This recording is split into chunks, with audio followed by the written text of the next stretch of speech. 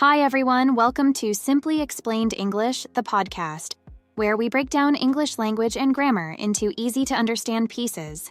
I am Lisa. And I am Eric. Whether you're learning English as a second language or just brushing up on your grammar, we're here to help simplify everything for you. Let's dive into today's topic and make English simple. What are the words today, Eric? The first word today is brilliant. Then we will continue with to arrange and come up with. Then slip one's mind. And the final one is go the extra mile. All right. Let's start with the first word. The first word is brilliant. Brilliant. Brilliant. This word means very smart or excellent. It can also mean something is very good or excellent. That's right. When we say something or someone is brilliant, we mean they are very clever or outstanding in some way. Yes, and it's a great compliment. You can use it to describe people, ideas, or things. And for example, she had a brilliant idea for the project. This means her idea was very smart and impressive. Another example is, the show was brilliant.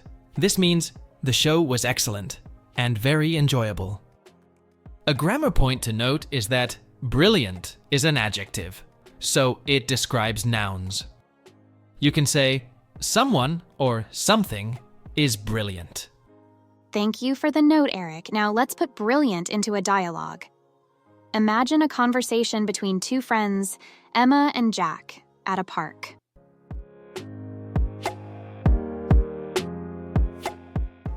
Jack, did you see the fireworks last night? Yes, they were brilliant. So colorful and bright. I agree. And the music was brilliant too. It matched the fireworks perfectly. Yes, it was a brilliant show. I had a great time. That was a nice dialogue. What do you think about it, Eric? I think it shows how brilliant can describe something very good, like the fireworks and music. Yes, both Emma and Jack enjoyed the brilliant show. Do you have any tips for using brilliant correctly? Sure. Remember to use brilliant as an adjective to describe something very good, smart, or bright. For example, brilliant solution or brilliant colors. Eric, can we use brilliant to describe a person? Yes, we can. For example, she is a brilliant student means she is very smart and does excellent work. I see. Okay, Eric. Have you ever had a brilliant idea that you were proud of? Yes, Lisa. I once had a brilliant idea to organize a community cleanup event, and it turned out really well. What about you? Did you use turnout, Eric? Yes, I did, Lisa. We explained to turnout in our previous video. Yes, Lisa.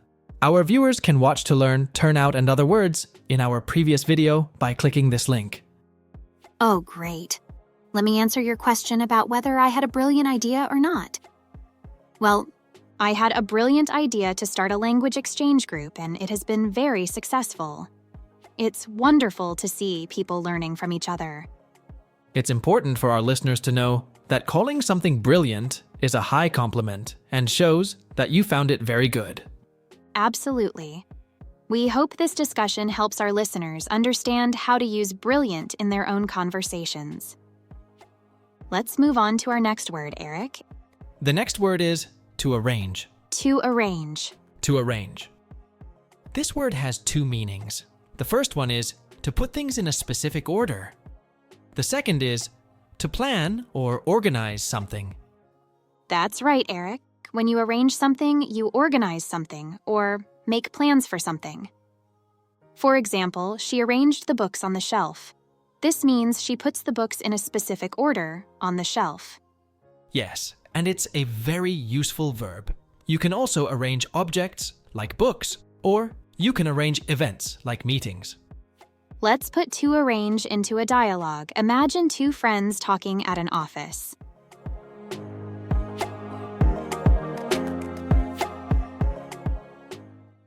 Hi, Mark. We need to arrange the files on the desk. Sure, Sarah. How do you want to arrange them? Let's arrange them by date. The oldest files go on the left. Good idea. Also, we need to arrange a meeting with the team. Okay, let's arrange it for Friday morning. That was a useful dialogue. Two meanings of to arrange are used in the dialogue. To arrange the files and to arrange a meeting. Sure. It's true. Eric, why do you think Sarah wanted to arrange the files by date? I think Sarah wanted to arrange the files by date to make it easier to find the oldest and newest files. It helps keep things organized. Yes, that's right. And they also needed to arrange a meeting for Friday morning. Exactly. This shows how to arrange is also used to plan and organize things. Do you often need to arrange things at work, Lisa? Yes, I often arrange meetings and events with my friends. How about you, Eric? I do too. I arrange my schedule and plan my tasks to stay organized. That's a great point. Arranging things helps us stay organized and efficient. Agreed. So, listeners remember, to arrange means to organize or plan something. Also, use it to talk about putting things in order or making plans. We hope our listeners enjoyed learning about to arrange. And it's time to explain the next word. The next word is come up with. Come up with. Come up with. Come up with means to find or think of an idea or plan. Let me give an example sentence. She came up with a great idea for the project. Means she thought of a good idea for the project. Yes, in the second sentence, he is always coming up with new ways to solve problems. It means he is always thinking of new ways to find answers to problems. Great. Now, let's listen to a short dialogue using come up with. Hi, John. We need to come up with a topic for our science project. Hi, Emily. I agree. Do you have any ideas? Not yet. Maybe we can come up with something about space. That's a great idea. Let's come up with some more details and start our research. That was a nice dialogue. Emily and John are trying to come up with an idea for their science project. This shows how come up with is used to talk about thinking of or finding ideas. Do you often need to come up with ideas, Lisa? Yes, I often need to come up with ideas for new lessons. How about you, Eric? I do too. I need to come up with ideas for activities and projects. That's a great point. Coming up with ideas is important for planning or solving problems. Agreed. So, listeners remember, come up with means to think of an idea or plan or find them. Use it when you need to find something new. I think we have explained come up with enough. We hope our viewers found our explanations helpful. Great. Listeners, remember, try to use it in your own sentences.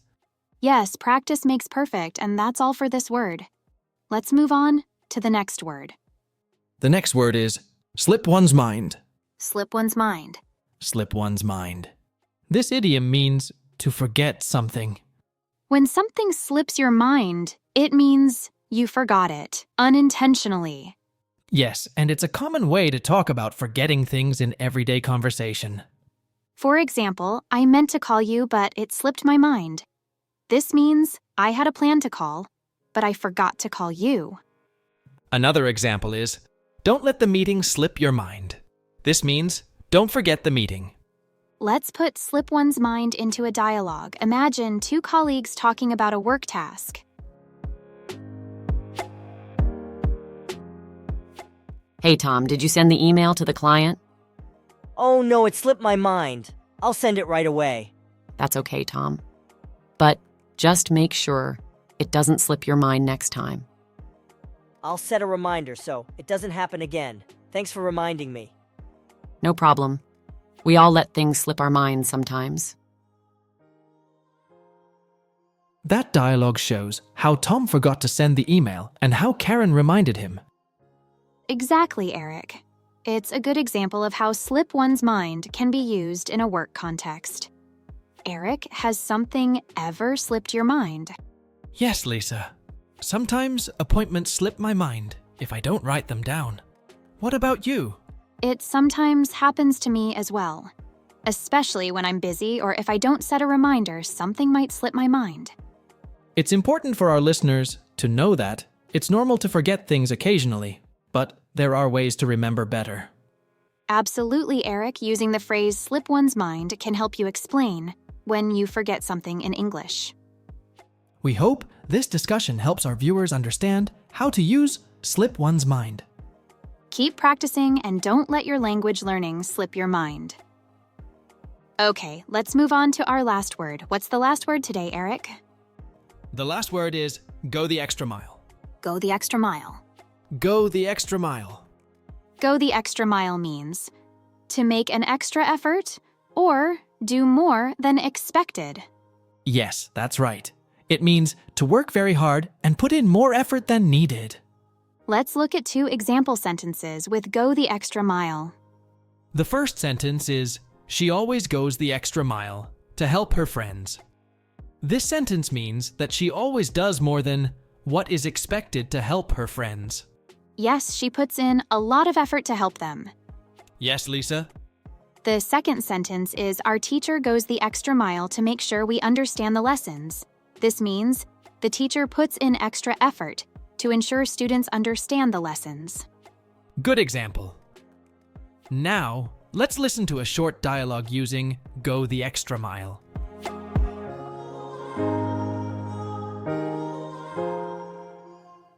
Hi, Anna. How are you? I'm fine. Guess what?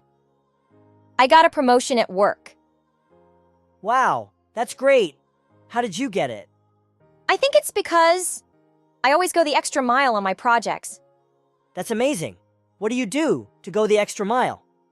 I stay late to finish work and help my team whenever they need it. That was a nice dialogue. Now, let's talk about it. What do you think about the dialogue, Eric? Anna said she got a promotion because she goes the extra mile on her projects. Yes, that means she worked very hard and did more than expected. She stayed late to finish work and helped her team. This shows she put in a lot of effort.